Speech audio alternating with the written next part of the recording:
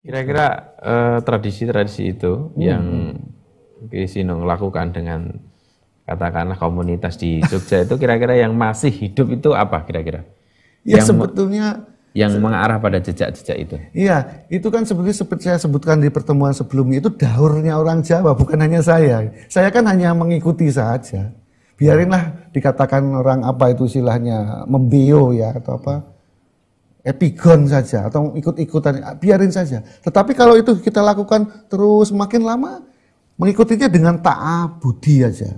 Kita pokoknya ikut. Tetapi kalau kita 10 kali, 20 kali, 100 kali, makin lama knowledge-nya juga akan datang. Kita perlahan-lahan kita akan paham. Perlahan-lahan kita jadi taakuli. Taakuli gitu. Oh ini toh, oh ini toh, ini gitu. Begitu. Jadi ini bedanya menurut saya. Orang-orang yang suka menganalisis, membahas itu melihat sekali kemudian membahas itu. Bukan menjalaninya setahun, 2 tahun, 5 tahun, 50 Misalnya tahun. begini, gitu. katakanlah itu ada Asyura. Ya. Kira-kira apa yang diperingati di daerah keraton itu kira-kira? Ya kalau di Jawa aja gitu ya. Masyarakat Jawa memperingati ya seperti yang saya katakan tadi. Hari kelahirannya Imam Ali misalnya masih ada? Oh masih. Biasanya masih apa maulid. itu?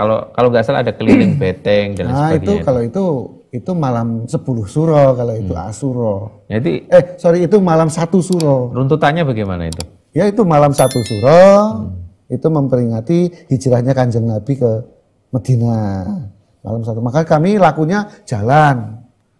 Bisa mubeng beteng, kalau dekat beteng ya kita mubeng beteng bersama-sama saudara-saudara yang lain. Kalau kita jauh dari keraton, ya kita misalnya jalan dari Jogja ke Parangtritis, dari Gunung Kidul ke Kulon Progo, atau kalau teman-teman di Malang ya berjalan ke arah Gunung Semeru, ke Batu gitu mas.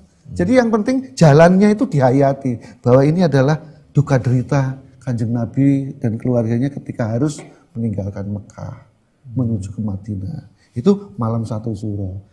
Malam Tasungan 9-10 suro kan itu malam gugurnya Baginda Kasangkusen. Dibaca, kalau dulu ada seratnya dibacakan gitu. Bisa 1 malam, 3 malam itu bisa begitu.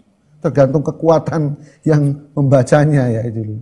Gitu yang saya maksudkan. Dan ini terus berjalan sebenarnya. Dan itu yang saya sebut sebagai siklus ya, atau cokro manggilingan bahasa Jawanya. Jadi orang Jawa itu punya daur hidup secara kosmis gitu, dari suro sampai suro lagi. Nah hari ini kita membahas tradisi-tradisi seperti itu dicabut dari daurnya. Membahas wayang diambil dari daurnya, taruh di meja analisis, dibanding-bandingkan dengan India, banding-bandingkan, begitu kita sekarang. Itu menurut saya kejahatan intelektual itu. Kenapa kira-kira? Lah iyalah, karena kenapa tidak diminta dulu tradisi menjelaskannya. Mengapa wayang harus ada ketika suro? Mengapa wayang harus ada ketika bulan Maulid? Orang Jawa akan mati-matian mas cari dana untuk itu. Kalau perlu utang-utang. Gitu. Ini bukan masalah kaya atau miskin ya. Ini masalah daur. Bagaimana orang Jawa mengulang kembali, memperingatkan kembali, menghadirkan kembali Kanjeng Nabi, keluarganya, Baginda Ngali, Sri Pertima, Baginda Kasan, Baginda Kasin, Syekh Subakir dan lain sebagainya itu dihadirkan terus dalam siklus hidup manusia ya. Iya.